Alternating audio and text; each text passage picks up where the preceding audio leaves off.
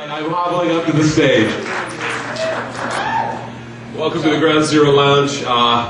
It is me, Clyde Lewis, back from hell knows where I've been. Hang on. Can somebody help me here? I gotta manipulate my sit and hold my drink. Will somebody grab my drink, please? I know that's kind of awkward. Usually I'm not this incapable, but as many of you know, I've been out of the hospital now for about 3 weeks, and I've come to do the show. That'll be fine. I'm fine. I'll grab it if I need it.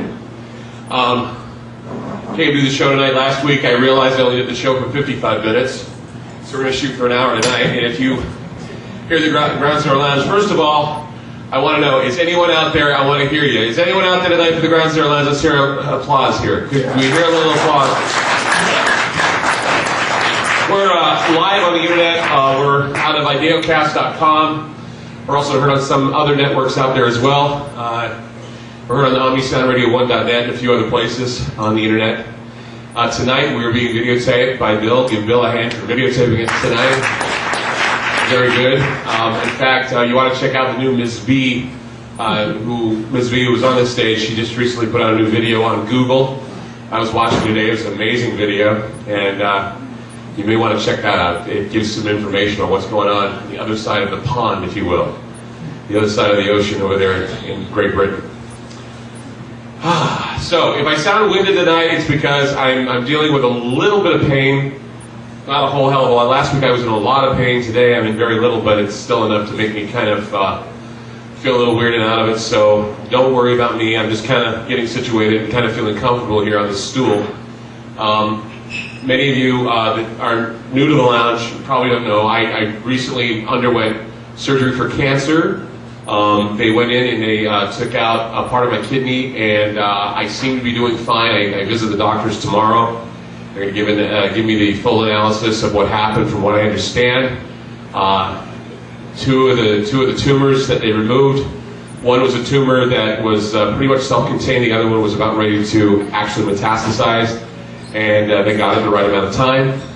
So I seem to be fine. The only thing is the pain and the recovery has taken me a long time. My wounds have healed very quickly, and so that's why I'm able to come up on stage tonight and do the show for you here. Last week I was on stage, I did the show, did a short show I guess. This week hopefully I can do it a lot longer. But for those of you that were here last week, probably we talked a little bit about the situation that took place at the Clinton headquarters in New Hampshire. And it was a situation with a hostage crisis, and we called it the homegrown doppelganger, because what had happened is we first were reported that a suspect by the name of Troy Allen Stanley had all the hostages, and then they changed the name to Leland Eisenberg, and the new suspect came forward. They've been doing this a lot lately, and I want to point this out to you because I think what's going on here is a matter of not only operative information being disseminated throughout the media, but what they want to do is they want to create an uber suspect, and what they do is they create two scenarios, and the police are hush on it, but the media seems to take a lot of liberty with what's going on. And they don't report the most interesting parts of the story, and that is there are a number of things going on around the story that are most important. Now, from this stage, I said, after the situation at the Clinton headquarters in New Hampshire, I said, these doppelgangers are pretty much going to be, there are going to be more of them. There are going to be more suspects that are going to be turning up. And there are going to be more people that are going to be bringing homegrown terror to the United States. Now, people don't want to call it terrorism because it doesn't have a turban attached to it, or a brown skin, or a suspicious brown-skinned Muslim doing it. It's homegrown terrorism where people who have certain beefs that they have with either themselves or other people tend to go in and start shooting up malls and start shooting up churches and things of that nature. Now, I began to notice, and I said here from the stage last week, I said, you notice the pattern that will take place. There's going to be a number of other shootings, a number of other incidences that are going to take place, and when they do, pay close attention to what happens with this situation. Now, not one day after I left the lounge, 2 days actually after I left the lounge, and we went about our business, went home, it was on Wednesday, a guy, a 19-year-old guy, went into the West Roads Mall in Omaha, Nebraska, and shot a number of people. He killed 9 of them, including himself. And during the whole operation, during the whole report, once again, they were very careful as to name suspects, but they did say that there were 2 suspects, and then they eliminated 1 suspect, and they had only 1 suspect. But there were 2 suspects, one apparently who killed himself, and another one who was actually caught at a bus stop. Now, you don't hear any more about the guy who was caught at the bus stop, but you hear all about Hawkins and how he was on psychotropic drugs, and how he was mentally ill, and how he was having a rough life and everything like that. But what they don't tell you is, and what was very interesting about this, is that an hour before the shootings took place at the mall at West Roads in Omaha, President Bush was there. Not at the mall, but he was there speaking in Omaha. Actually in Lincoln. He was speaking in Lincoln, Nebraska, and then he hopped on a plane and left. He didn't leave off an Air Force base. He left from a commercial airport. Now, another thing that they don't tell you about what happened at the West Roads Mall that day is that Homeland Security, Chertoff said that there was an advisor that was there at that mall prior to the shooting, and what he was doing, he was there to investigate security measures.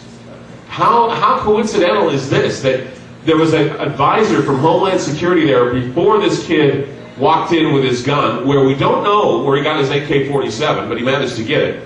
What happens is he gets fired from his job at McDonald's, and he goes home, and he talks with some people, and people say he didn't seem like he was uptight about anything. Then lo and behold, he shows up at a mall with an AK-47. Now, how the hell do you do that? Where do you get the AK-47? Where do you get this? Where do you get this stuff? And not only that, they didn't tell you. Well, I think they did say something. They briefly said something.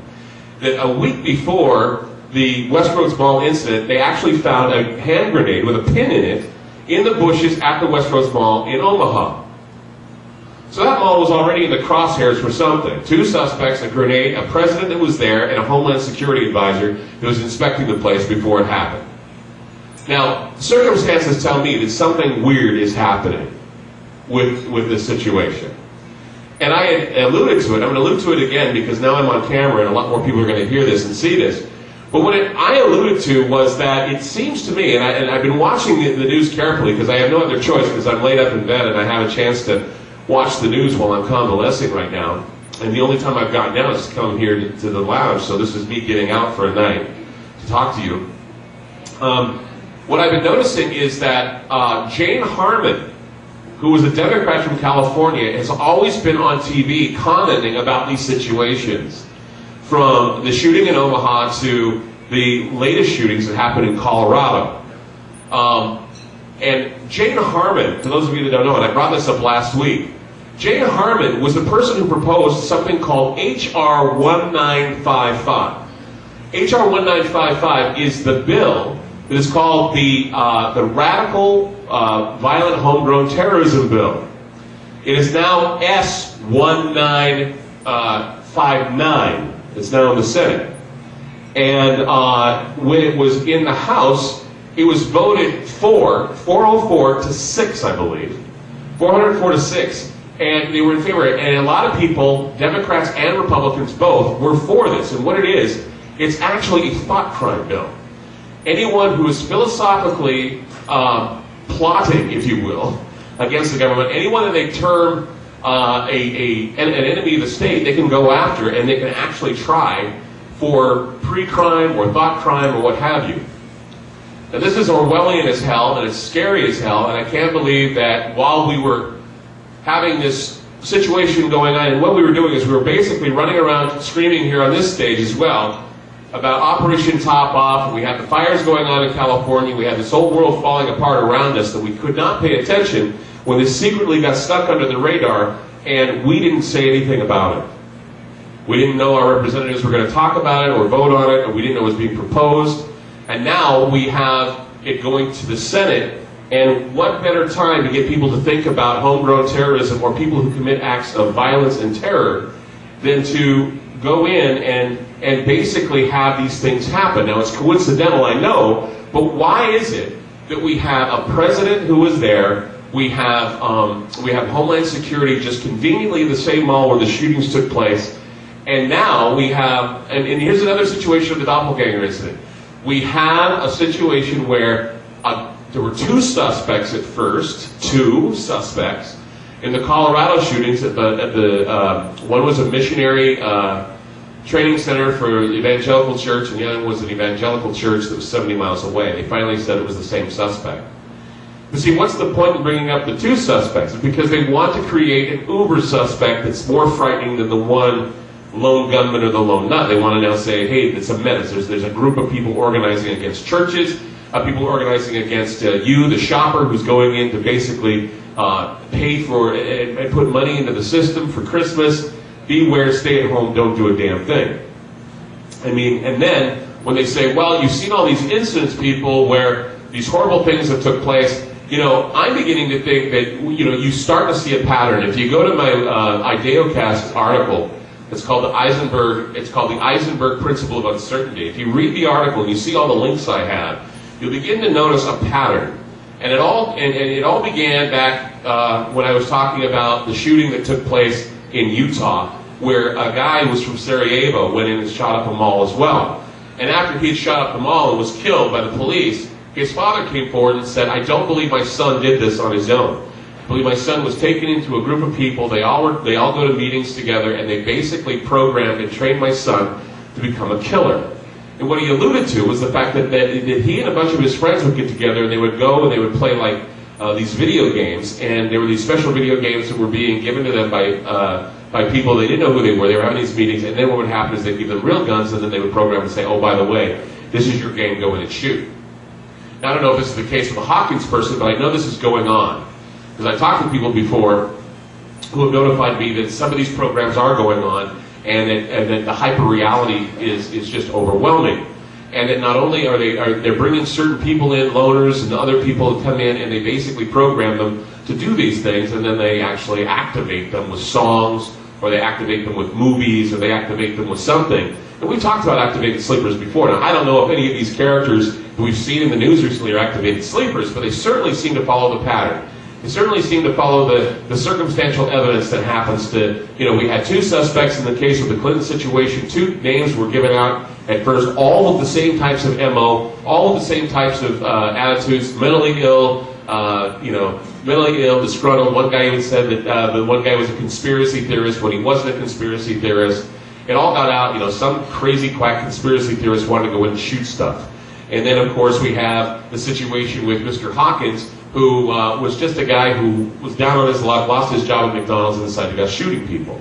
I don't know if these cases are as cut and dry as the media would have you believe. I know a lot of people who are listening to me right now, watching this on Google, are probably thinking, Clyde, you've lost your mind. But look at the patterns, look at the surrounding stories, and try to explain to me the circumstances and the coincidences that seem to be happening, especially when we start seeing things like, for example, the CIA at the moment, and their videotapes, that they all of a sudden, the interrogations of these Guantanamo prisoners are gone. They're gone.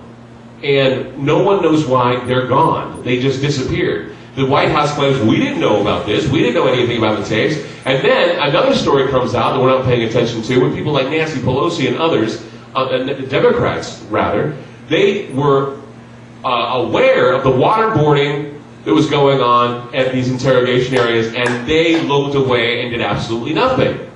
So not only do we have Donald Rumsfeld and the Bush fascism being responsible and looking away to this torture, we also have the Democrats that are in power right now looking away and condoning it as well. Now, for the longest time up on this stage, I have told you that it doesn't matter whether it's Democrat or Republican, you're not going to see a change in anything in the future. The reason why you're not going to see a change is because we believe here in America that all we need to do is just do a quick change of face, a quick change of attitude, a quick change of whatever, and it'll be different. It's not going to be. It's going to continue the way it's going until we start getting tough, and until we start saying, getting with the right people and talking with them about what can be done. Now, I've already talked to spoken with a few lawyer friends of mine and a few others. They're writing the ACLU right now about S1995, 1959, sorry, or HR 1955. You can look these all up if you want to. These are accompanying the Patriot Act. And I had made mention last week that, I had asked the audience, I said, what happened after we had the scare of the anthrax? The anthrax is what got the Patriot Act into play, not 9/11. 9/11 was the catalyst that got us to war with Afghanistan and Iraq.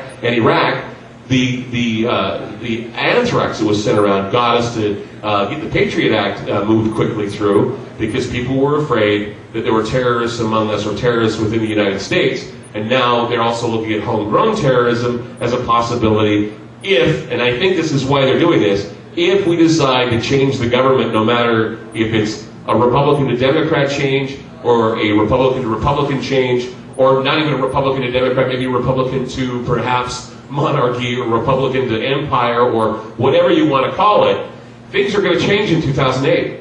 There's no doubt in my mind that what's going to happen is going to surprise everybody. A major surprise in the works. It's not going to be as easy as it seems. I mean, money is going to change, values are going to change, what you truly believe is going to be shaken, and no dogma and no belief system with any of you is going to be sacred. We're going to see some changes, and it's going to challenge those things you truly believe. And the best thing for you to do is educate yourself on the beliefs of others, and educate yourself on what's going to be done to see the movement. Because the chess pieces are always moved, they're always being moved around the board, and they're moving in such a way that you have to think like they think, and you have to outmove them. And the way to do it is to prepare yourself, and to prepare what's up here. That's the important thing at the moment. The important thing is to prepare yourself for what might happen. It may not be what will, but it may be what might. And, we're lucky because a lot of things have been moving around in such a way that we've escaped, barely, some of the tragedy, such as, for example, what happened in Vernonia, the coast, when it was hit by those hurricane-force winds, and it was hit by the floods. We escaped that. But they aren't. And they have to fend for themselves, because, as I said before, they can't get there in time to save you. You have to be able to save yourself. The ice storms now that have hit the Midwest and have hit the upper part of the southern states. These people have not had power for a long time. Okay, the world right now is being shaken by climate change, is being shaken by upheavals in economics. And see, a lot of people are like, oh, it's not going to affect me. It is going to affect you. When you have one area being affected and you are escaping it, and you say, oh, thank God that's not me, eventually it's going to get you. Eventually it's going to get you somewhere, and you're going to go, wow, I didn't think it was, I was using the example last week about me and the situation about my cancer situation, okay? I was diagnosed a year before I got my surgery. And it's because I was in denial, saying, I can't have cancer because I'm fine. I can walk around, I'm coherent, I do all those things. But inside, I felt uneasy, I didn't feel well. And then when I finally decided, okay, I have this all planned out, I got my life in order, this is how it's going to happen, I'll be fine. It hasn't happened the way I had planned. Nothing that I had planned on happening during my surgery and after my surgery has happened. I was going to work on a number of projects, which I haven't been able to do because I've been laid up for a long time. This is my second appearance since my operation. I'm going to go in for another operation after Christmas. So I'll be down again for another 2 or 3 weeks. I didn't realize how hard it would be to bounce back. I didn't realize how hard it would be, even with everything in place, how hard it would be to get myself to the point where I'm coherent enough or even capable enough to do a show here on stage, to even work on projects that I can focus on. Read even sometimes was difficult to do, sitting up with a book. So all I can do is sit in front of the TV. All I can do is sit and listen to the radio. And now I'm getting to the point where I can get up and move around and do some things I haven't been able to do, but even then that tires me out. So even when you prepare, sometimes it doesn't always go the way you think it's going to go.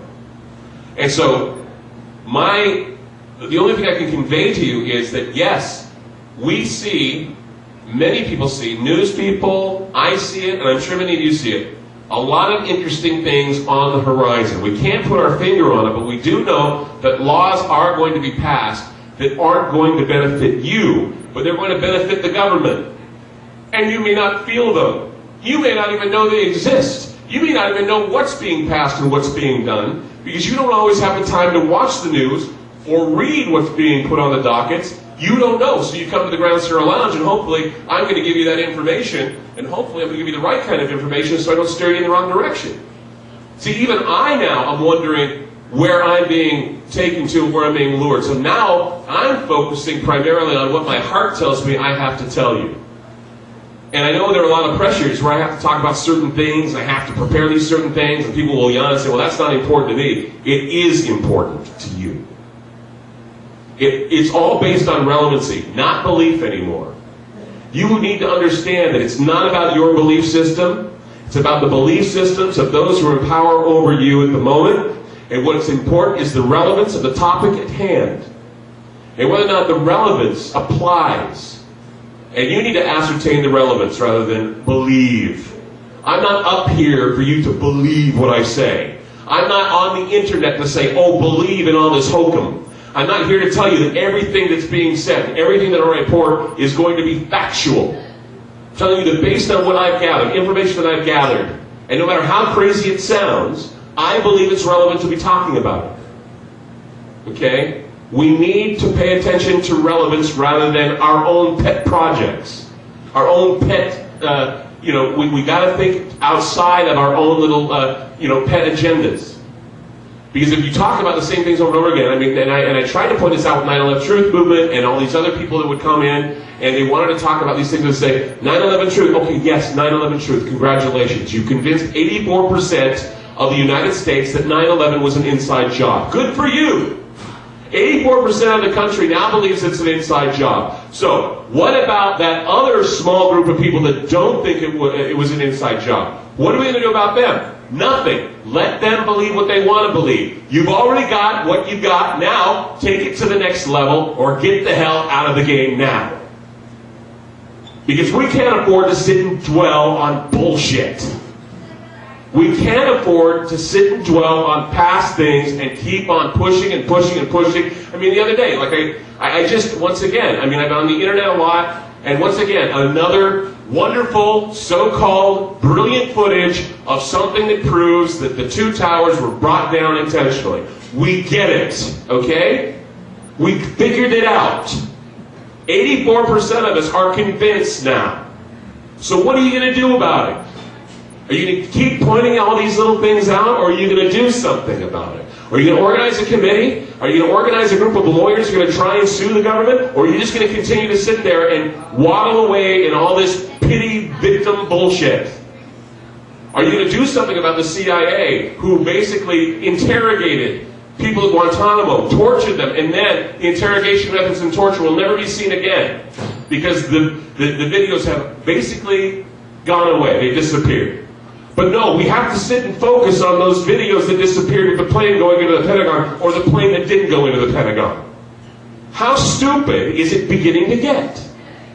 How silly is it? I mean, I don't want to piss anybody off about their little pet causes. Yes, I believe that 9/11 was an inside job. Yes, I understand there were criminal elements within the United States government that probably made it happen. I don't always believe it. I don't always think it was George W. Bush that did it. I mean, he's too much of an idiot to figure this out. But there were people probably beneath him, probably surrounding him, that did it. And if they did do it, then he took advantage of it, which most presidents do.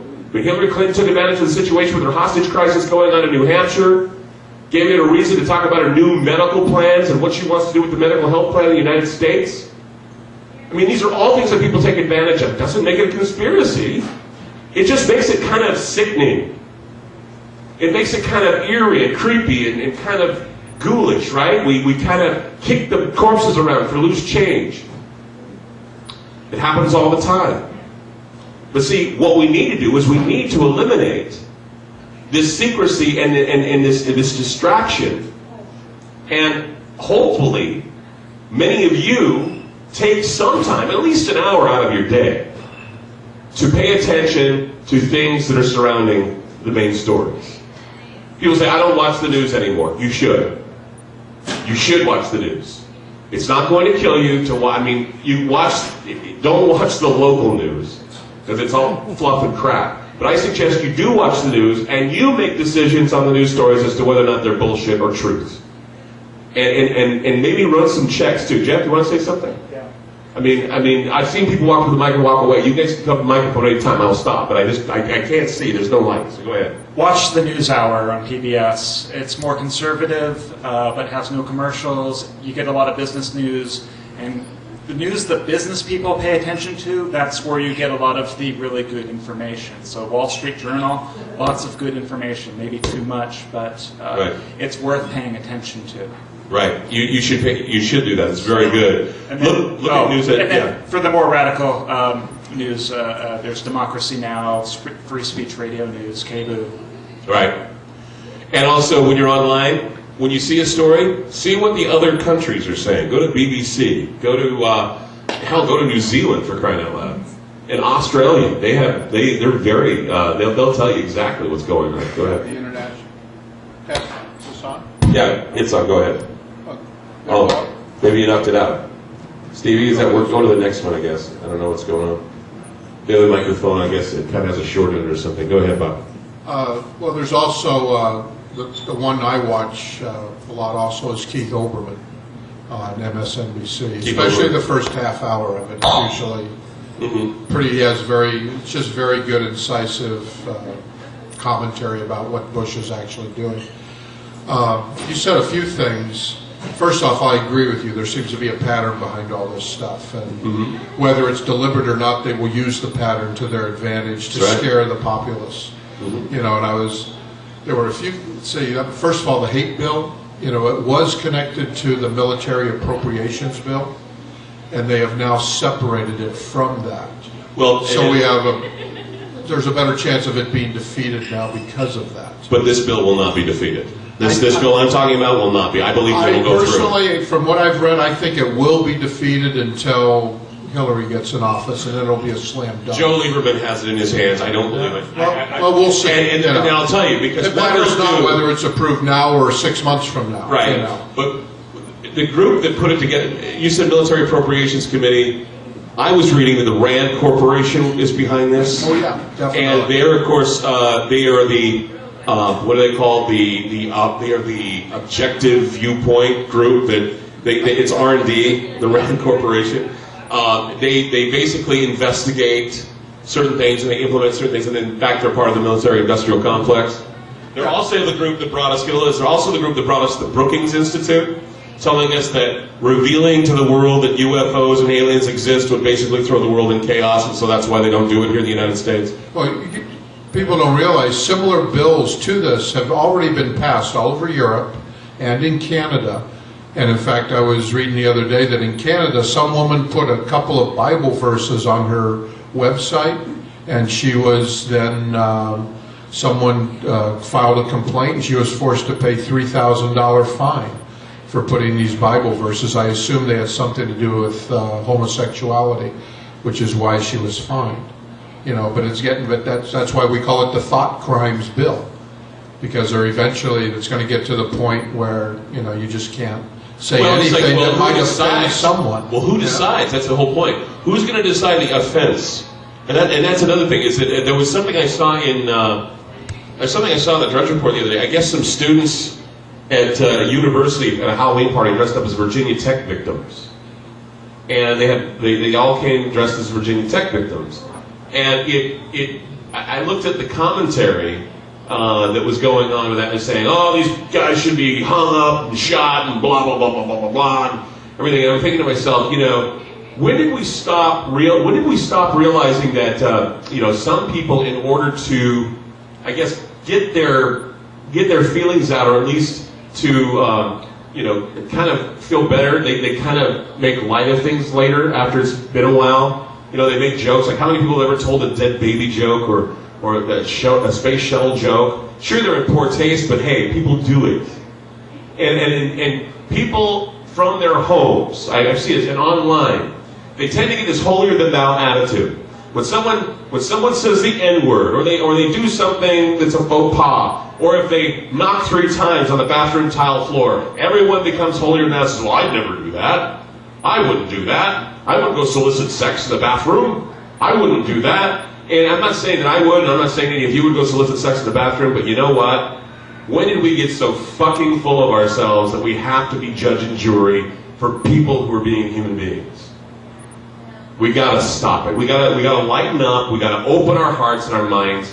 And sure, people who go out and molest children and kill people and that sort of thing, we should not tolerate that. But it's just getting to the point of sickening and stupid and distracting when we have to constantly go through the rigmarole and the 5-part series on some senator that was jerking off in a bathroom. I'm serious. I don't need to hear about it. I don't need to try to imagine some fucking old fart from Idaho jerking his gherkin in a boy's bathroom with some other gay guy. I don't need to hear about it. You know what? In the old days, it was like 2 sentences. In the old days, it was 2 or 3 sentences, and the guy was basically embarrassed. He said, I'm sorry, or he basically left.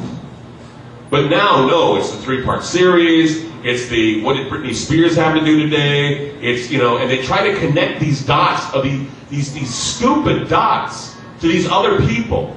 Britney Spears and child abuse charges. Let's compare that to Michael Jackson and how he had underwear with semen on it. I mean, it gets to the point where it's like, who cares? I don't want to hear about it. I don't know why it's so important to hear about celebrities' tragedy. It just doesn't make sense to me. And it's because, once again, it goes back to that we need our kings and our queens and we need our heroes, and we don't have any heroes. There are no heroes in the United States right now, not one. And name one person that we admire right now. I don't think you can think of anybody, really, unless you want to get into your politics and say, well, I think John Edwards and Ron Paul, and brother, fuck you, Ron Paul, John Edwards. You are not my heroes. And I'm tired of getting it shoved down my throat. You know what? Politicians are politicians for a reason. Somewhere they lose their conscience along the line. They don't have conscience. It's like I say, if you can wake up in the morning and you can kill 30,000 to 40,000 people with armies that you control, you don't have a conscience. And you have all these people who are apologetic for all these people doing what they do. And I say, why do you apologize for these people? They don't care about you. I don't understand how people can be so, overwhelmed and so mesmerized by these people who make more money than you and probably make more money off of you because you're going to serve them, and for what purpose? What is going to change after the 2008 election? What do you think is going to change? Can you honestly tell me that voting in a Democrat is going to change this country? No, it's not. Look at what the Democrats are doing now. Look what Jane Harman's doing. She's putting this Orwellian bill on the docket that's a thought crime bill. George Orwell is rolling in his grave right now. This is not conspiracy theory. This is reality. When Pelosi looks the other way for torture, she's doing the same thing that Donald Rumsfeld did. Why can't people see this? And why do people run away from the argument when you tell them, look, stand up for something better than that? Find something better than that, please. And when you do, let me know. Let me know, because I want to know too. And I will be behind it 100%, but I don't see it yet. I don't. I want to. I really do.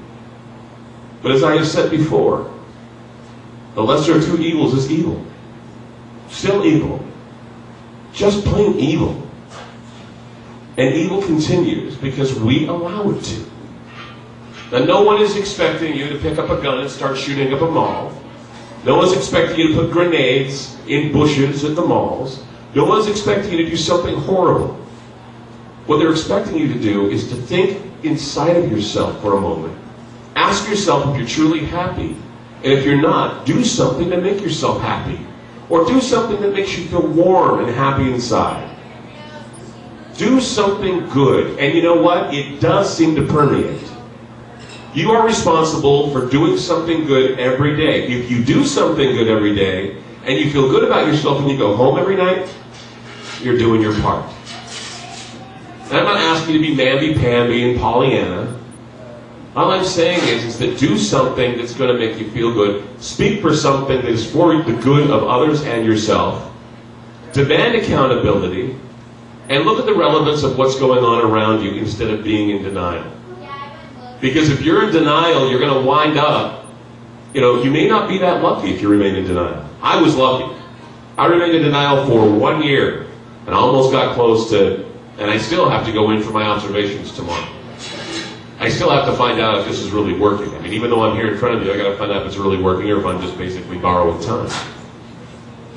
But you can't be in denial about what's going on around you. And you can't throw in the towel and say it's too late. And you can't continue to say things like, God, if Bush was out right now, things would change.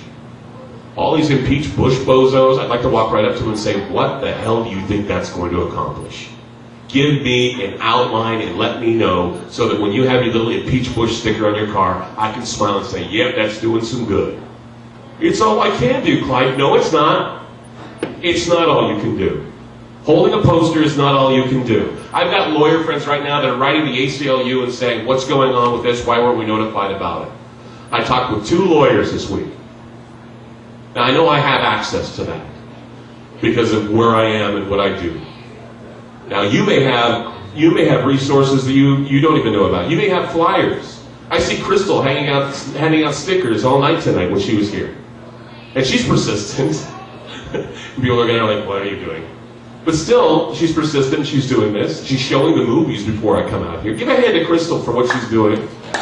She's going to be showing some great movies. They Live, 28 Days Later, they're going to be showing before the shows. What's that? Network, too. That's a great movie. You guys got to see Network. If you haven't seen it, you got to come see it. Network's a great film. But you see, everybody does their part. Everybody does something. And even if it's sending a letter to somebody saying, oh, by the way, did you know about this? Or if it's recommending a website that's going to do well, that's going to do good, support real independent people.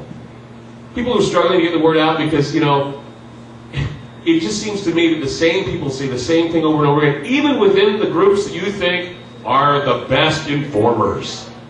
They say the same damn thing all the time. And it's like I was watching or reading something about this Hawkins guy, and the first thing they bring up, oh, he was on Prozac. He was being treated for depression. That's why he shot them. Okay, fine. Is that important? No, what's important is what was going on when he was shooting them all. Who was there? The president was there, and so was Homeland Security. Coincidence? Maybe. Or maybe something else. When you have a headquarters hostages being taken at a headquarters for a Democratic candidate who may be president of the United States, coincidence? Or do they want you to think that your leaders are under attack? Do they want you to think that there are homegrown terrorists just waiting to pounce? And if there are, we have a solution for that. Remember, they create their dragons. The dragons breathe fire, and they tell you, we can prevent you from getting burned because we have the solution to slay that dragon. It's the way it always has been. It's the way it always will be. And that's why I was talking about that black magic, the devil coming home.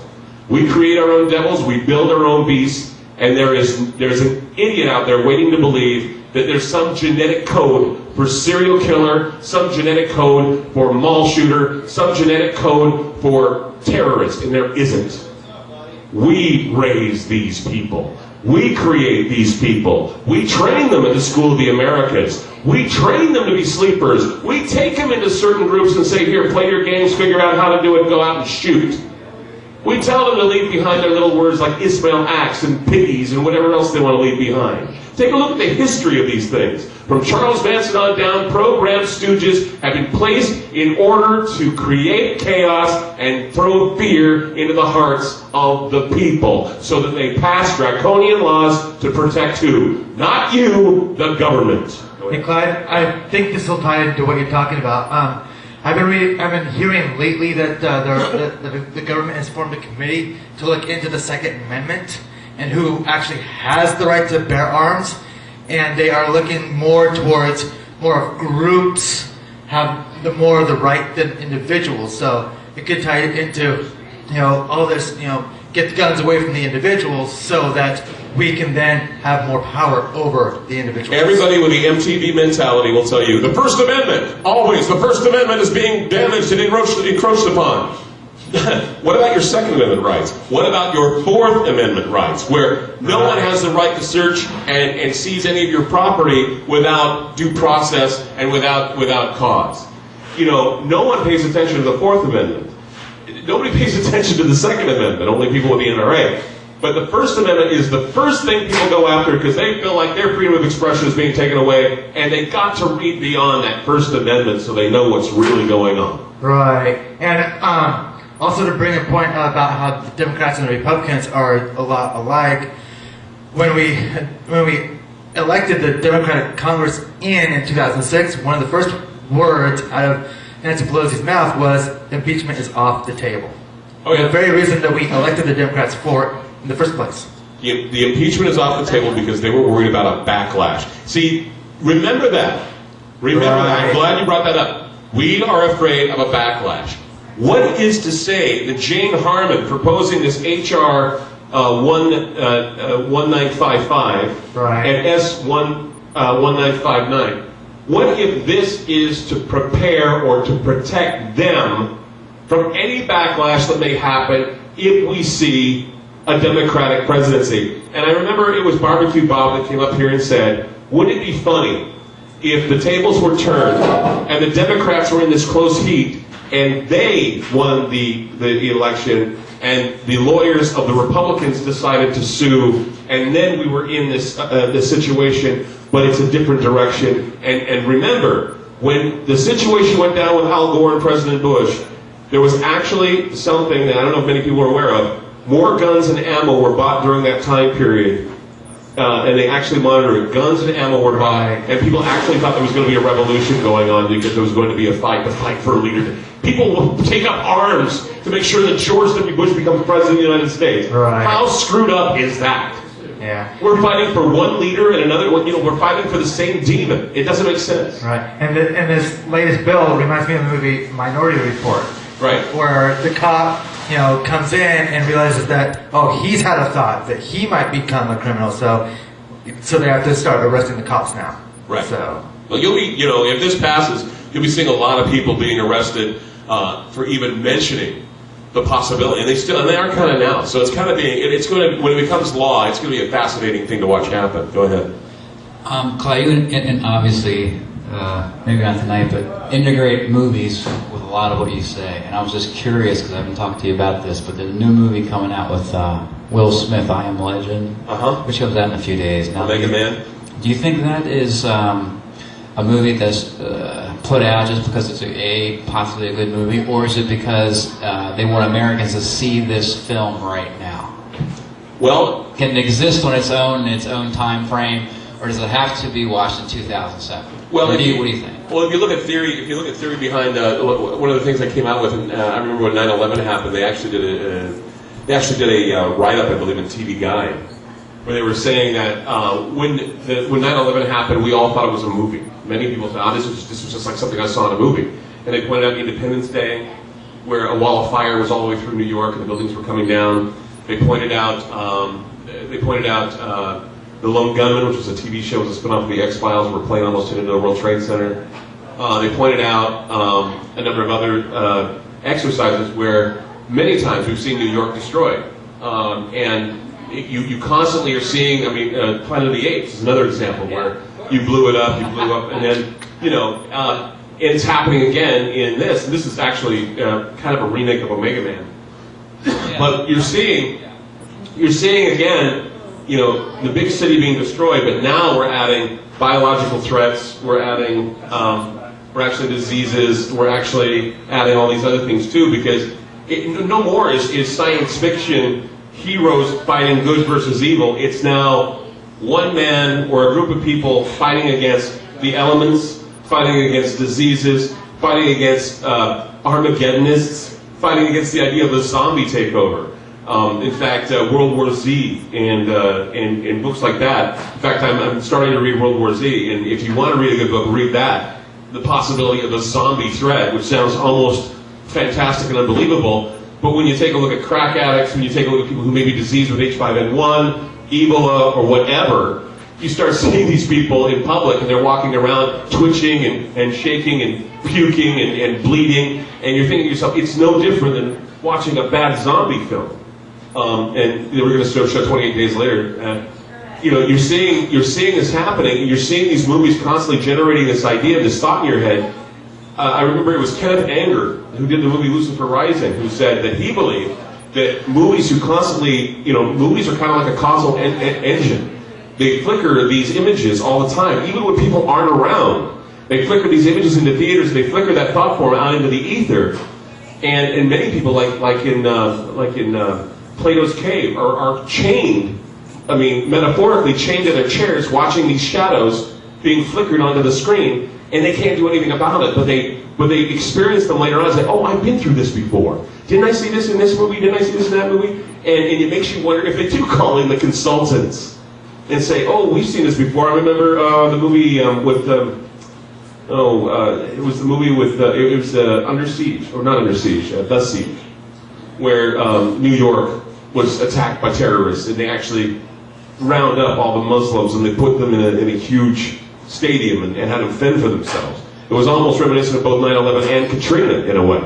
So I mean, we see these things constantly being, I guess, they prepare us with little things leading up to the big dance. So yes, I think that some of that can be true. I don't anymore. It used to be the future was outrageous and science fiction was fun and like Star Wars or whatever. We don't have that anymore.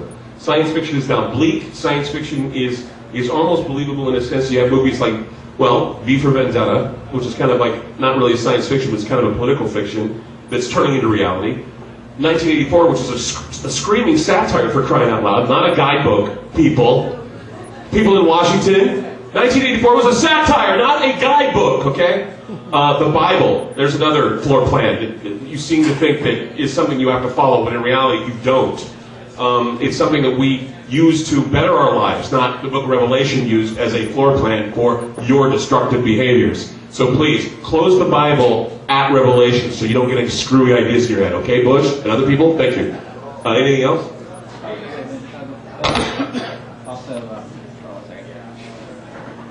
That mic is kind of odd, isn't it? There we go. Okay. I was going to say, silent running might be another one. Silent Running?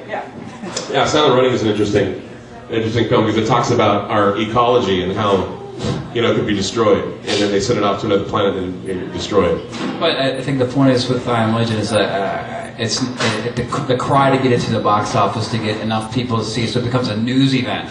So you get enough people to pay the box office, and suddenly you're 80 million, 150 million, 200 million, 300 million, whatever it is. It suddenly becomes a news event, and really, it's just fiction. It's a motion picture. And my theory is I'll watch that like next summer on Netflix or something like that. By that time, though, it'll already come to pass. We'll have H5N1 transferring from animal to human, and we'll see a third of the population being wiped out by flu and sickness and what have you. I mean, I don't know if you know this or not, but around Thanksgiving, they actually found H5N1 on a turkey farm in England. And during that time, there was actually a killer cough or a killer cold virus that killed 10 people in Portland. And I don't know if anybody knew about that, but it did happen. And it was kind of like it showed up and then it mysteriously disappeared. And who knows where it is now.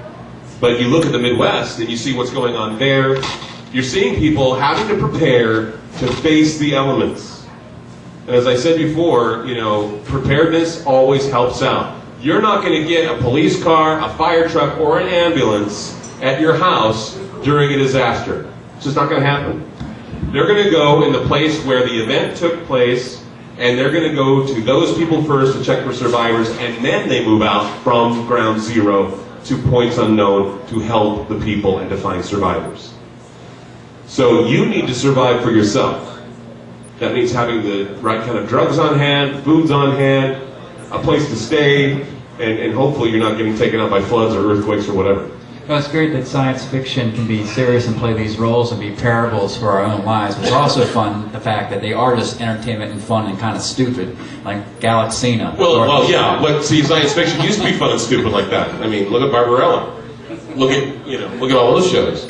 I mean, we don't have stupid science fiction anymore. We walk away and go, oh, that was fun. That was fun. No, it's like, shit, that could happen. Wow, that could happen. Well, okay.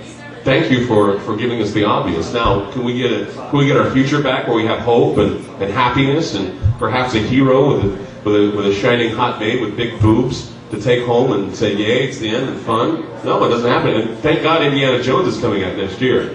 Hopefully we'll all be here to see it. But in the meantime, yeah. Is there anything else that I'm not covering? I just want to let you know that, and I'm going to wrap it up because I'm feeling kind of tired and I want to go home. I just want to let you know that you need to understand that whatever belief system you may have, whatever dogma you might have, it can easily be replaced with something else. And all it takes is one shake-up. All it takes is one person to deceive you. All it takes is one person to metaphorically kick you where it hurts the worst to get you to think another way. And it's going to be done. Because they want to shape a world where they are in power. I'm talking about those people who are already in power, but they're losing their grip because people are not as trusting. They're losing their grip on you. They want to herd you, and they want to put you in different groups like cows. And they want to do it because they want to make sure that you have the essentials. Television, beer, football, all these things are going to distract you. They want to make sure you have those things.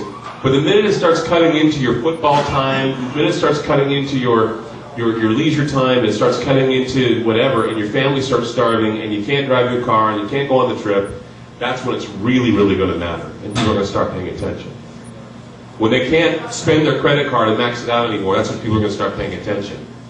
When the economy goes so far down south that you can't recover, and that, homes are already at their worst right now. I mean, this is only a small drop in the bucket, and until it affects you, you won't care. But I'll tell you right now, it'll soon affect you in certain areas, whether it be whatever you love the most. When it stops feeling good, whatever you love the most starts feeling amiss, whatever you love the most starts to go away, and you feel like you're losing your grip on it, that's when you're going to start realizing maybe you didn't work right now to avoid it. I mean, don't be in denial.